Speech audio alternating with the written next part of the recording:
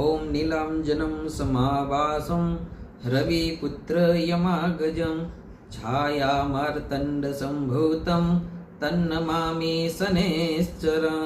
ઓમ સં શનૈશ્ચરાય નમઃ. જય શ્રી કૃષ્ણ. રાધે રાધે. જય દ્વારકાધીશ. મિત્રો, આજે આપને એક એવો સુંદર અને સરળ ઉપાય બતાવવા જઈ રહ્યો છું, જેનો આપ નોટ કરી લેજો. આપની કુંડળીની અંદર 9 ગ્રહોમાંથી એક ગ્રહ એવો છે કે આપને વારંવાર ભયભીત કરતા રહે છે. તો એ ગ્રહનું નામ છે શનિદેવ. તો જ્યારે પણ આપની કુંડળીમાં અશુભ સ્થાનની અંદર શનિદેવ બિરાજમાન હોય, એ તો અશુભ યુતિની અંદર બિરાજમાન હોય, એ તો નીચ સ્થાનના થઈને બિરાજમાન હોય, તો અશુભ ફળની પ્રાપ્તિ કરે છે. યા તો 2.5 વર્ષ કે 7.5 વર્ષની પનોતી આપને ચાલતી હોય, તો પણ ખૂબ સંઘર્ષ અને સંકટોનો સામનો કરવો પડતો હોય છે.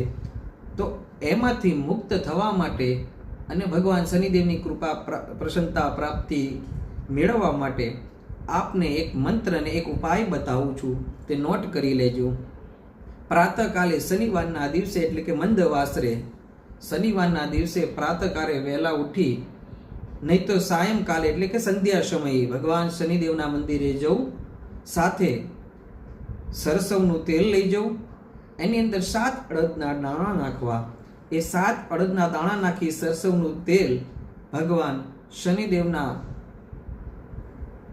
વામ હસ્તે એટલે કે ડાબી બાજુ ઊભા રહી, એમના સમક્ષ એમને સામું જોવાનું નથી, પણ ડાબી બાજુ ઊભા રહી ભગવાન શનિદેવના ચરણોની અંદર સમ શનિશ્ચરાય નમઃ, ઓમ શમ શનિશ્ચરાય નમઃ આ મંત્રનો જપ કરી એ તેલને અર્પણ કરવાનું છે.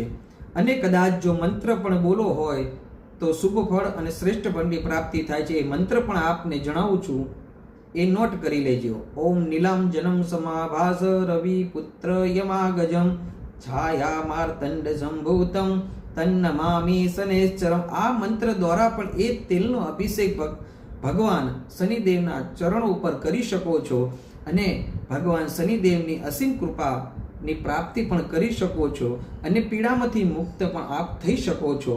અને આ ઉપાય કરવાથી 7 દિવસ 7 શનિવાર આ ઉપાય કરો અને ભગવાન શનિદેવની કૃપા મેળવી.